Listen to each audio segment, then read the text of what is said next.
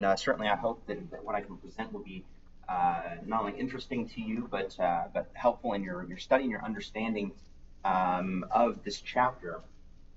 Um, in doing this chapter and studying this chapter, I was wondering at the start whether or not I'd be able to get through all of this because there is a lot. There's 27 verses in this chapter.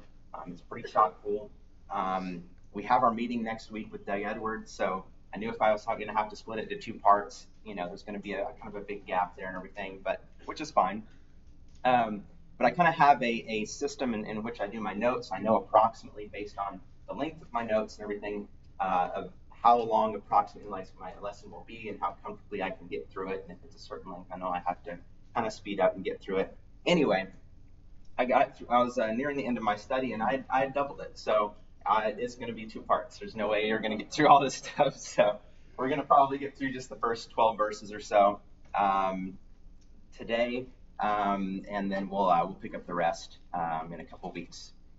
So jumping right in, I want to start with sort of giving a little bit of context to where we are. I think this will be helpful not only to understanding this chapter in particular, but also some of the chapters sort of going forward as well, and even in this kind of 2 Corinthians. So if we recall from last time that when Alan taught chapter 8, that covers Christian liberties or rights, as some of your translations may have it. And the importance of understanding the responsibilities that we have as Christians when it comes to the assertion of those rights or liberties, right? Paul defends the fact that we have liberties, but warns us in the use of those liberties, right? He says that if asserting those rights or liberties causes a weaker brother to sin against their conscience, then we shouldn't be exercising said freedom for their sake. And as Alan pointed out, this goes beyond simply being offended, right? The question that Paul in particular was answering in chapter 8 was, of course, meat sacrifice to idols, as we recall. Now, the Church of Corinth consisted of a heavy mix of Jew and Gentile Christians. And even though the Jews heavily opposed Paul, let's reinitialize that. There we go. All right, there we go. Even though the Jews heavily opposed Paul in his preaching to the point where Paul proclaimed that he would quit preaching to the Jews entirely and go only to the Gentiles, Acts 18 also mentions that the leader of the synagogue, the church of Corinth was started by Paul baptizing the ruler of the synagogue, Crispus, and his household, along with Gaius and some of the household of Stephanas. There are some hints as we go into chapter 12 of 1 Corinthians here that it quickly grew into a Gentile majority over the years, which we'll kind of see then. One of the common themes that we'll see throughout really all the letters in the New Testament is that the Jews had sort of an inability to let go of a lot of old law practices and old traditions, even going so far as to bind these things on the Gentile Christians. And while we don't know for sure if, meat sacrifice to idols was born of similar contention, because we really don't know what question was asked or kind of how it came about, my personal take anyway, is that I think that there's probably a pretty good likelihood that at least they had a play in given the nature of the question and the consistent history of these types of disputes among the early churches. And one of the things that we'll see Paul emphasize throughout his letters, through all of his letters really, is unity. All of his letters cover that, and the letters to the Corinthians are no different. And while he stresses that, yes, you do have the freedom to eat whatever you want, he makes the point that in certain contexts, expressing those freedoms can be harmful. And in those instances, we should restrict ourselves from practicing said freedoms for the sake of keeping a soul from being lost. Paul will focus a little more specifically on unity and functioning as one body as we kind of go past these topics and into like chapter 12. Another point that I would like to have you consider for chapter 9 is that the Church of Corinth was very important to Paul. According to Acts 18, he spent a year and a half in Corinth during his ministry due to the encouragement actually from the Lord himself. And notes. And 1st and 2nd Corinthians are by far the largest and most comprehensive letters to churches, at least that we have. And they're not the only letters that Paul sent to the Corinthians, as referenced in chapter 5 and also in 2nd Corinthians. I think I have that. Did I have that? Yes. Yeah. I'm getting ahead of myself. Yeah.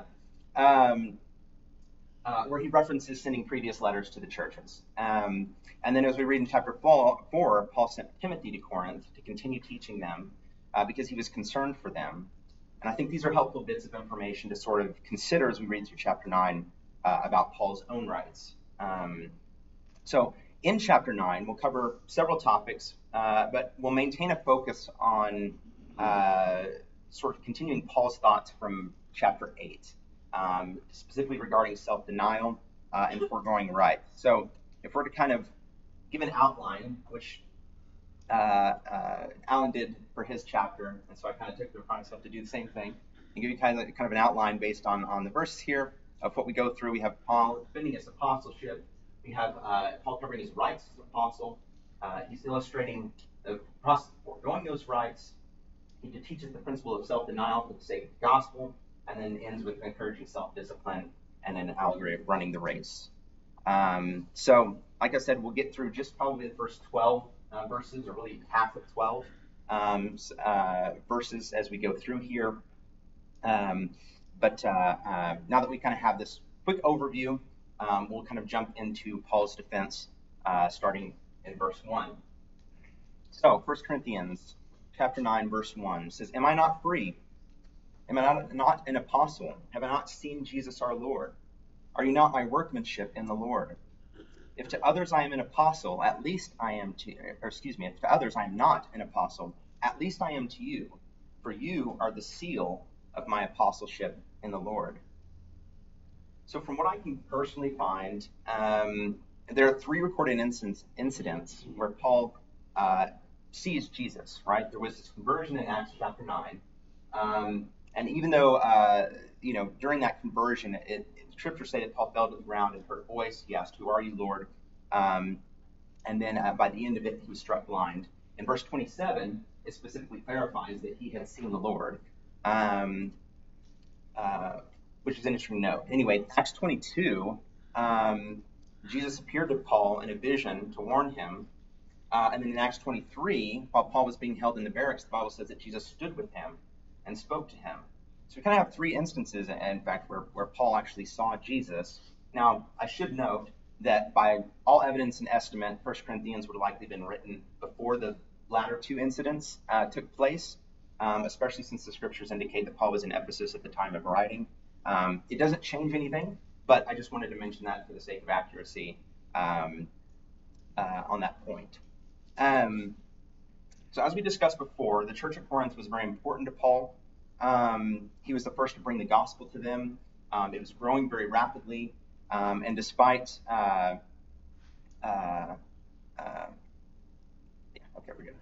and despite Paul encountering a lot of opposition when he first arrived, and had stuck around because the Lord had encouraged him, I don't want to jump too far ahead and dwell on it. But 2 Corinthians shows us a great deal of how deeply Paul cared for the church there. Okay, yeah, I did. Okay, so I was behind. So that's sort of, where he was in Ephesus, that he's staying there as he's writing 1 Corinthians there.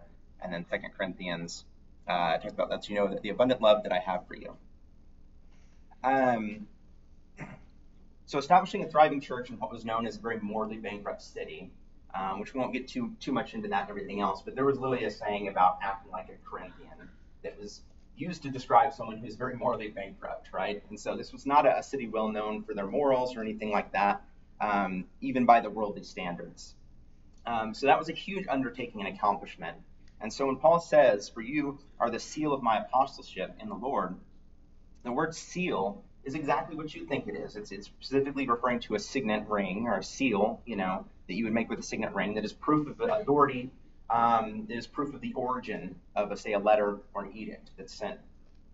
Um, we'll move on because time's moving. So we'll just move on to verse 3. This is my defense to those who would examine me. Do we not have the right to eat and drink? Do we not have the right to take along a believing wife, as do the other apostles and the brothers of the Lord and Cephas? So an interesting note here on this verse. This word defense, this word defense is specifically a term used for legal defense in a court setting. Incidentally, the word examine, which I do think is a decent translation, your translation may say the word judge or some variation of that. Specifically means to scrutinize or question, right? So Strong's in particular notes that this was most often used in sort of a forensic sense. So again, we're setting up sort of this strong language and sort of a legal defense in essence, and approaching this like his authority and rights were being challenged in a court. He says, do we not have the right to eat and drink? Do we not have the right to take along a believing wife, as do the other apostles and the brothers of the Lord and Cephas? So as we learned just 2 chapters prior,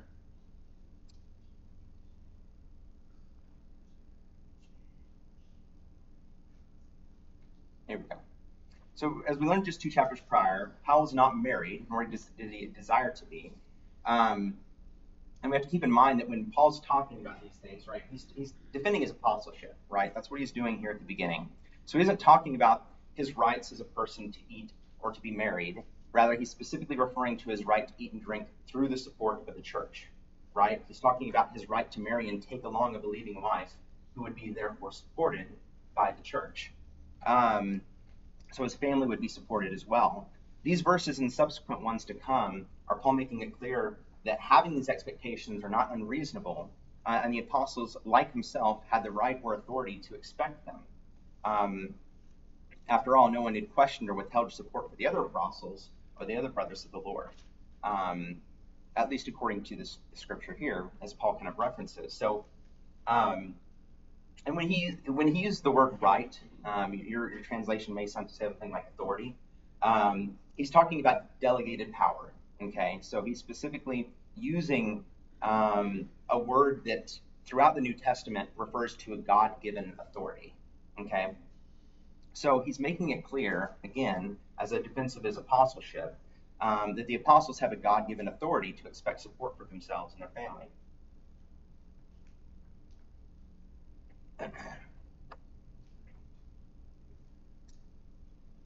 Moving on, verse 6 says, or is it only Barnabas and I who have no right to refrain from working for a living? Who serves as a soldier at his own expense? Who plants a vineyard without eating of any of its fruit? Or who tends a flock without getting some of the milk? If you had any doubts at this point what Paul is referring to in the previous verses, I feel like this verse kind of makes it abundantly clear, right?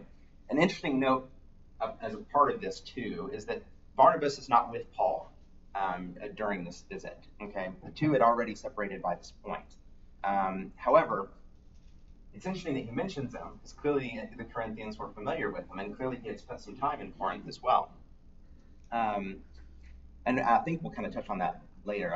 I looked quite a bit into sort of the timelines and everything else in regards to that. It's difficult though because a lot of once Barnabas kind of split off from Paul and they kind of went their separate ways initially.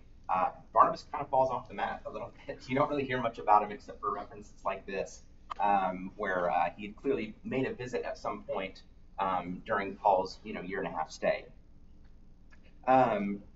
Anyway, as far as these verses are concerned, I feel like they're pretty easily understood. The same is sort of true today, right? The military, anything that's like a public service that's paid for by the government, which is therefore paid by the people through taxation.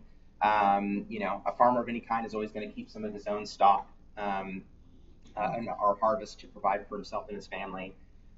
So the question that you might sort of have is that how did Paul support himself then? If he wasn't being supported by the church, then what was he doing? How did he pay for all of his travels and his ministry if the churches didn't support him? And out of the many churches he did establish and did minister to, did any of them support him? So we're going to take a look at a few scriptures to sort of answer those questions. 1 Thessalonians 2 verse 9 says, "For you remember, brothers, our labor and toil. We worked night and day, that we might not be a burden to any of you, while we proclaim to you the gospel of God." 2 Thessalonians chapter 3 verses 7 through 8 says, "For you yourselves know how you ought to imitate us, because we were not idle when we were with you, nor did we eat anyone's bread without paying for it. But with toil and labor, we worked night and day, that we might not be a burden to any of you." As a bit of a note here, before we continue with some more scripture, it is sort of believed and widely accepted that Paul was in Corinth at the time that he wrote 1st and 2nd Thessalonians. So he wasn't receiving any support from the church in Thessalonica, at least apparently according to these verses here. And as we're finding out, in 1 Corinthians here, he's not receiving any support from them either. So what was he doing? Well, if we look at Acts 18, verses 1 through 4, it says, "After this, Paul left Athens and went to Corinth. And he found a Jew named Aquila, a native of Pontus, recently come from Italy with his wife Priscilla, because Claudius had commanded all the Jews to leave Rome. And he went to see them, and because he was of the same trade, he stayed with them and worked, for they were tent makers by trade. And he reasoned in the synagogue every Sabbath and tried to persuade Jews and Greeks." So Paul spent most of his days working hard so as not to be a burden to these young congregations, and then spent the Sabbath preaching and trying to persuade the people. Did he ever receive any support of any kind? What I can personally find, it seems that he received support from the Church of Philippi, at least on a couple occasions. So specifically, if we look at the Church of Philippi in Macedonia, which we can look in Philippians chapter 4, verse 15, it says, "And you Philippians yourselves know that in the beginning of the gospel, when I left Macedonia, no church entered into a partnership with me in giving and receiving, except you only." So from what I can find, based on this, they're the only ones that provided him any support.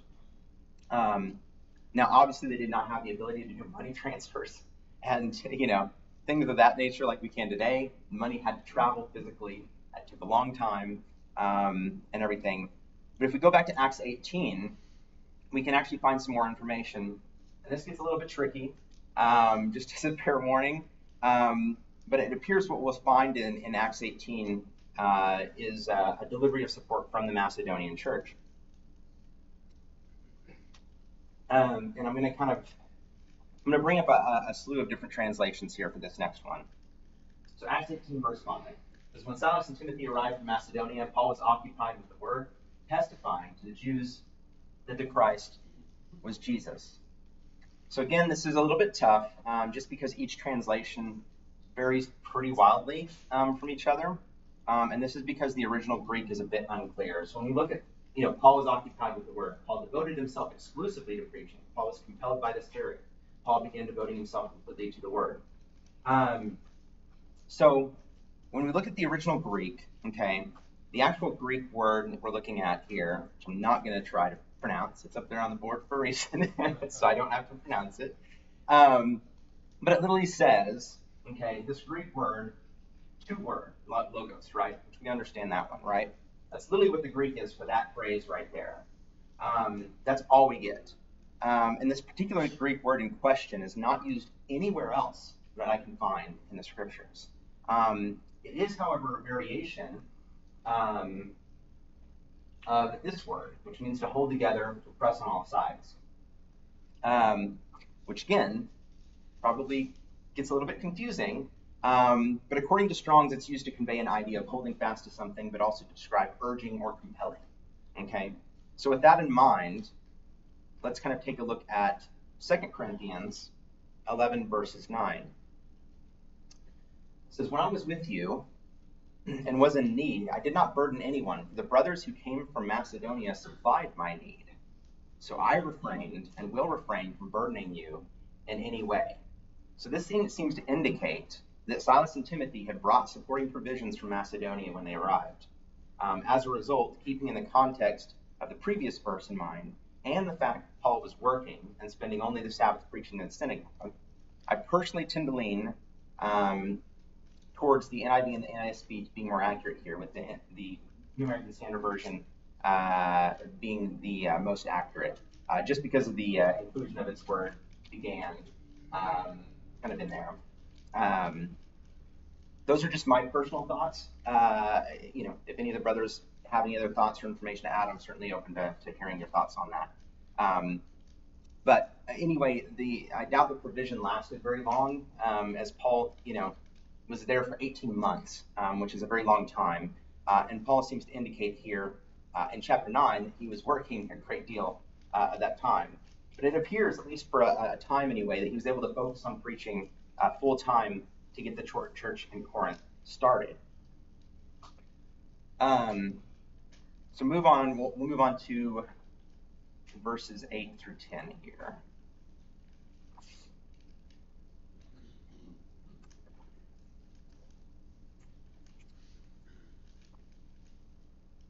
Verse 8 says, "Do I say these things on human authority? Does not the law say the same? For it is written in the law of Moses, you shall not muzzle an ox when it treads out the grain. For it is for ox, or is it for ox that God is concerned? Does he not certainly speak for our sake? It is written for our sake, because the plowman should plow in hope that the thresher thresh, and the thresher thresh in hope of sharing in the crop." So Paul is quoting specifically from Deuteronomy 25:4, when he says, "You shall not muzzle an ox when it treads out the grain." To give a little context of this, oxen were used to trample on stalks of grain. They were often tied together in a group or to a pole in the center.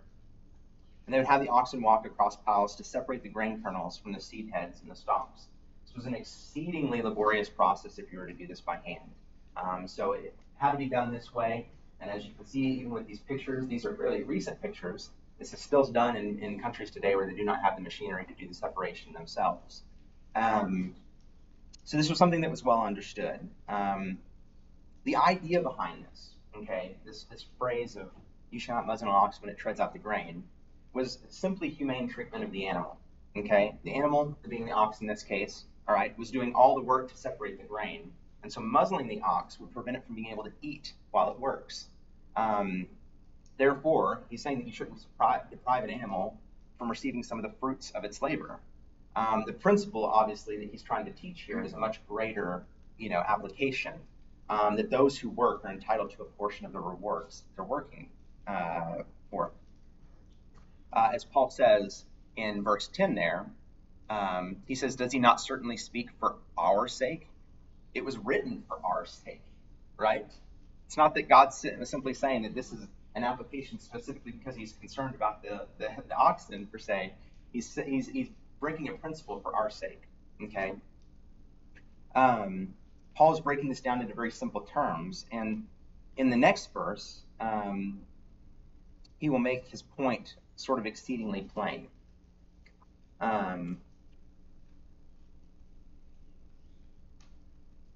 Verse 11 says, "If we have sown spiritual things among you, is it too much if we reap material things from you?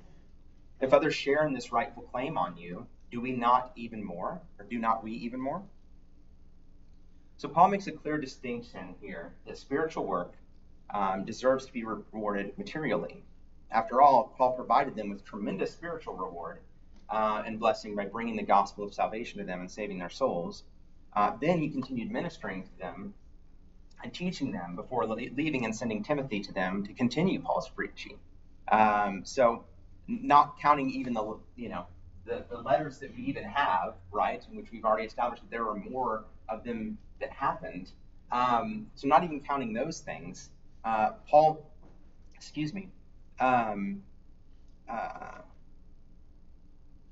lost my place here.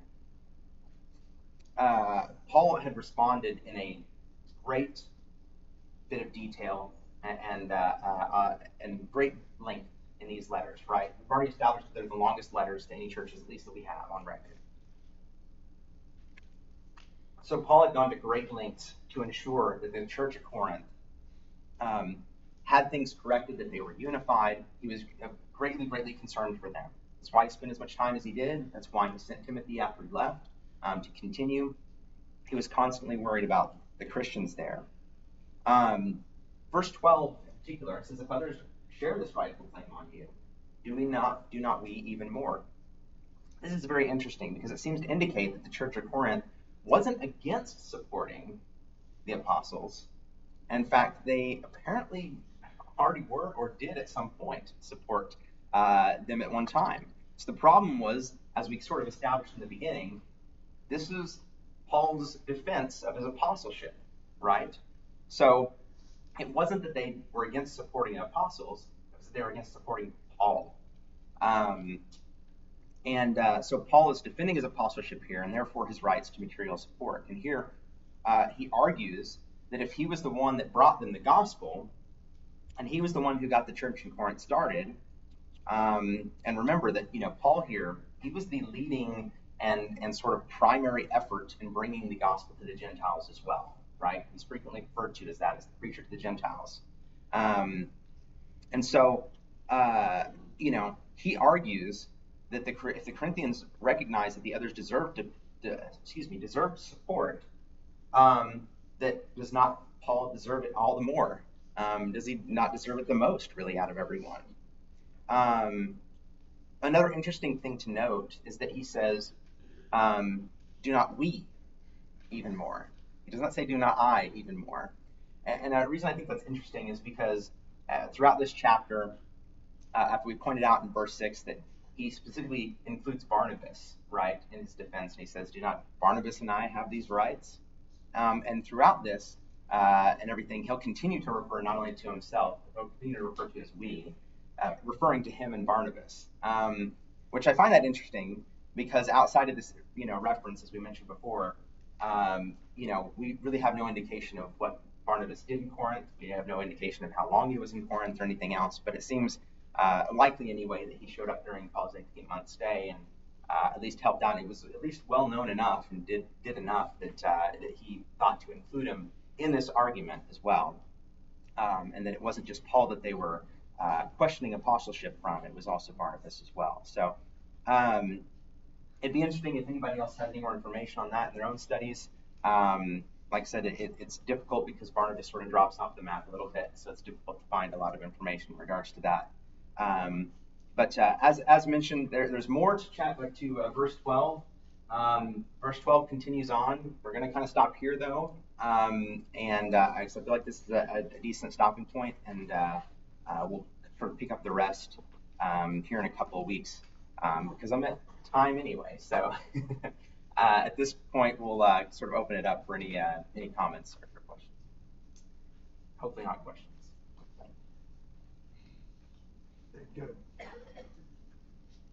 I just wanted to add a couple of comments. I don't have any questions for you. But verse 1, Paul asked 4 redundant questions, all expecting an affirmative answer. Very clear that he was defending his apostleship and all. And then the second point was his financial support that you adequately covered. I just want to add another couple of verses to it, if I may. As that is in 1 Corinthians 9. Let me see. No, I'm sorry. 2 Corinthians 11. Paul said in verse 8 and 9, I brought other churches taking wages for them to do your service. So Paul did receive support from a variety of places. We just don't know how often or he went that way or not. And also in verse 9, he said, I was chargeable to no man for that which is lacking to me, the brethren which from Macedonia supplied. So Paul again identified another of his congregation that supplied financial resources. And as Paul said, he did not want to be a burden to them. Therefore, that's one of the reasons he did not take their support. They was kind of picking on him a little bit. Somebody, I don't know if it was a collection of several, but somebody in the congregation of Corinth challenged his apostleship. So therefore, he laid out some positive proofs, as you've already given some of them already in verses 1 through 12, defending his apostleship. And then but he did not want to take their money, but he wanted to prove a point, and he proved that point quite well. And he used the word later, burdensome. I did not want to be burdensome to you. So therefore, I'm not taking your money. And as a preacher for almost 50 years now, I know how that is. There's been different occasions when I've preached and held meetings that as the week progressed, I thought, I think they need this money more than I do. And so I would just contribute the check back to them in the treasury on the last Sunday of the meeting. And I've only done that a couple of times, but I just felt like, they're in need, and I don't want to be a burden to them. But that one kind of turned out quite interesting later, but because they wanted me to take it back. But anyway, well, now that's I contributed to what I did, that's fine. So let it be. But it's very important that we understand, preachers are in an awkward position in a way. We need to preach about contribution, but we don't want anybody to think we're preaching for money. We're not. But then again, you have to have money to go preach broadly, as many of the preachers do. And I basically focus my attention to the good old U.S. of A. So, but Paul defended the right that he could have been supporting. However, he did point out clearly that I could have, and I've been supporting other places. I just don't want to be a burden to you. So just added thoughts to what you've already adequately said. Yeah, absolutely. I appreciate that. And as we'll even see as we go through the remainder of this chapter as well, next time and everything, I mean, Paul will make it very clear that he goes, it ain't even about the money. I don't even care. It's not even about that. His point is that he was getting his apostleship questioned and his rights, questioned as an apostle. And so he's really establishing this, not really so much for himself, but really for future reference and for future preachers and things of that nature, because, like I said, he'll make it very, very clear through the remainder of these verses that it's not about the money. I'm not asking for your support in this by making this argument. I don't care. In fact, he'll even go on to explain that he actually likes the fact that he, has been working for to support himself and everything else, and actually prefers things that way. But yeah, he's more about establishing the point of this is and again, we'll get into it next time, but this is not just a right of apostle, but it's something that the Lord commanded. It's something that is well known in the world practices this, the old law practices this, and the Lord himself commanded this as well. And so he's just laying it out very plainly to them that this is a command, very much similar to the meat sacrifice to idols thing as well. He's still, even though there's a focus on self-denial and things like that, he makes a point to really reinforce the fact that, but people have these liberties, right? And we need to defend the fact that people have these liberties as well. I appreciate your comments. Something else about that too is that not only is talking about them animals that was working and that they deserve to eat some of that, it's not a matter of a privilege for them, it's a necessity. If you don't feed them, they're going to die, and then you're not going to have nothing. That's true. Yeah. So kind of this deal here with the preacher, if you don't support them and don't pay them, they can't do that. They'll die too. They got to eat. Mm-hmm. Absolutely. What's funny is when I was looking up the photos for the oxen, and I looked up, like oxen treading out grain and everything. One of the first photos that come up was these two oxen that were totally muzzled, and I was like, well, there you go. They're not abiding by that very much. So, anyone else? Bobby. Appreciate it very much. I have two questions. The one I'm asking is how do you feel about it? Okay. Verse 1, Paul talks about, he asks a question, a rhetorical question, am I not apostle? And then he asks, have I not seen the Lord? Obviously, the answer is yes, and he meets one of the qualifications.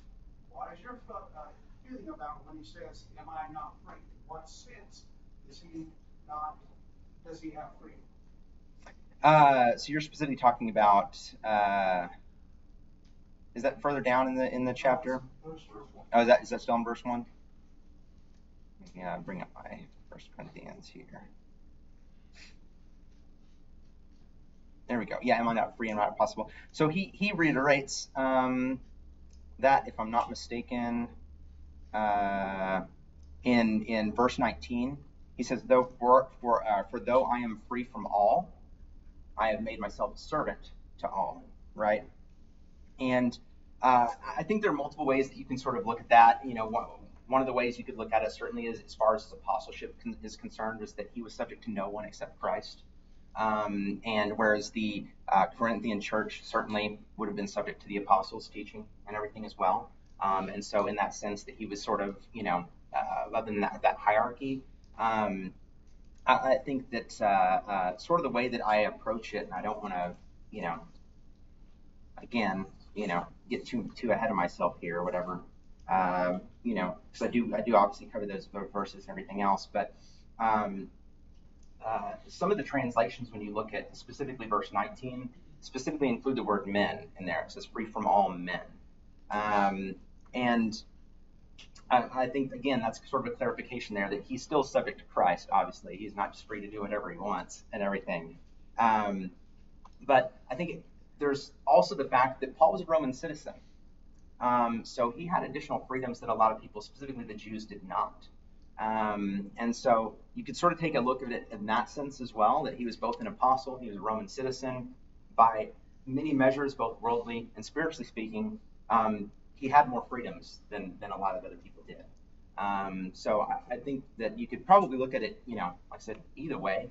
But I think both of those things are certainly beneficial. I think within the context of this, where he's defending his apostleship and everything else, he's more looking at, like I said, the fact that he's an apostle and everything else, and he's subject to really no one except Christ. And then in verse 5, when he talks about leading a sister or wife, he says, as other apostles. Then he talks about the Lord's brethren, and then he specifies seats. Why do you think he separated seats there from the other apostles? To be honest with you, I did not look into that. So I'm not really sure why he specifically separated that out. Paul tends to be very careful with the way that he words things, so he probably had a purpose behind it, but I personally did not look into that in particular, so I'm not sure. I have an answer to that. I'll certainly look into that and get back to you, though. Anyone else?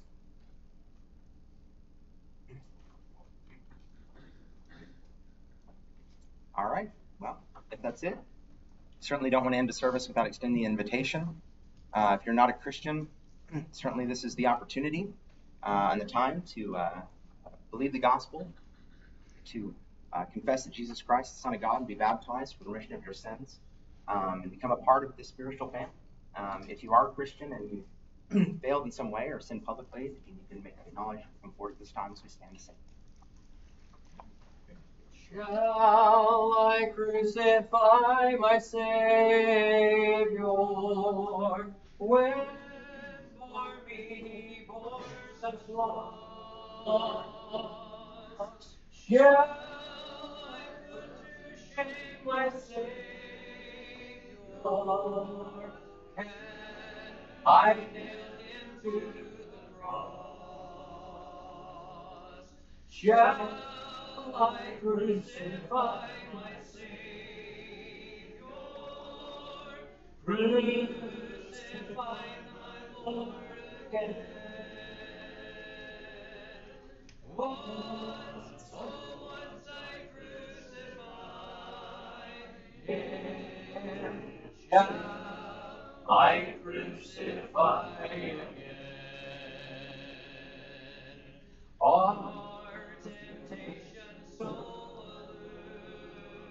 alluring, doers pleasure so enthralled, that I cannot love my Savior well enough to plead them all. Shall I crucify my Savior? Crucify my Lord again.